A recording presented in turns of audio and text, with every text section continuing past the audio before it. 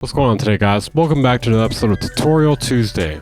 I'm your host. I know it's not Tuesday, but it has a lot better ring than Tutorial Thursday. Today I'll be showing you guys how to do open hats like a god.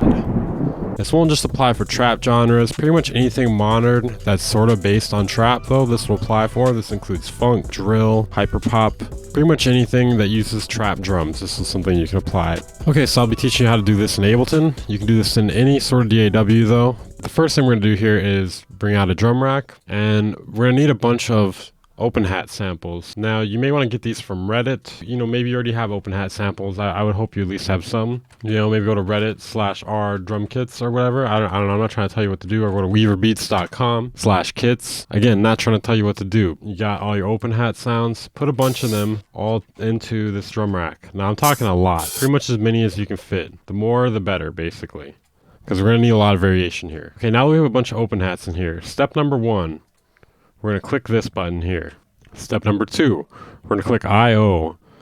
Then we're going to click here, select all, click on choke, and put them all on the same choke. Now you may ask, what is the purpose of this? Whenever we play one open hat, it'll cut off the previous one. This can be very useful for creating choppy sound effects. Just sounds a lot trippier and cleaner. Now that is the number 1 trick. The next trick you may want is to turn down the release of some of these. You may not understand why at the moment, but just trust me. So we're going to turn some of these down, and the reason we're doing that is to give it some dynamic. We can create more interesting patterns that way. Okay, let's say we got a drum beat here.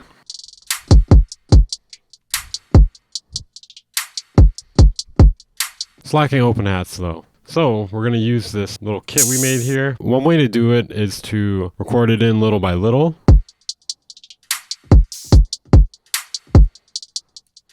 So I'm going to add in this little piece here. That's going to be a starting point. We're going to want to turn on the MIDI arrangement overdub because I'm going to be recording over it to add more in.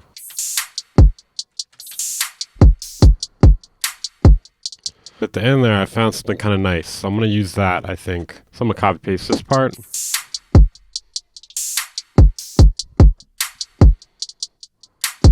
going to add in a few more parts that I hear in my head.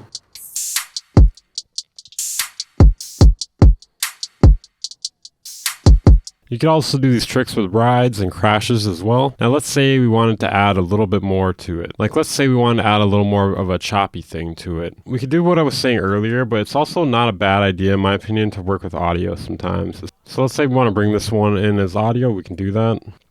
Just go in, click on it, show and explore, and drag it in. Okay, so the benefits of working with audio. So the choppy thing I was talking about earlier, we can do that a lot easier. It's like right here, we can do this. See, chop.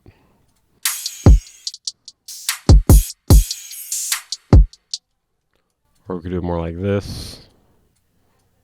And then you can kind of build it out from there, or decide whenever you think it's finished.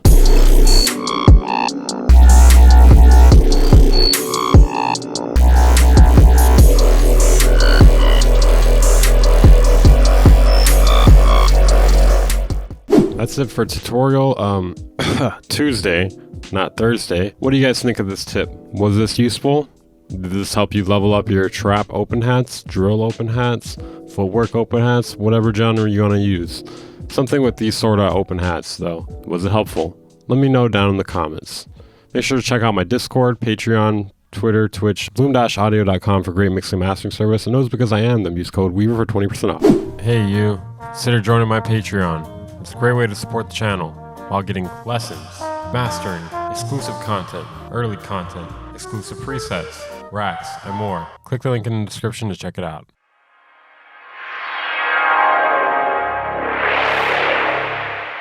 Band Incorporated.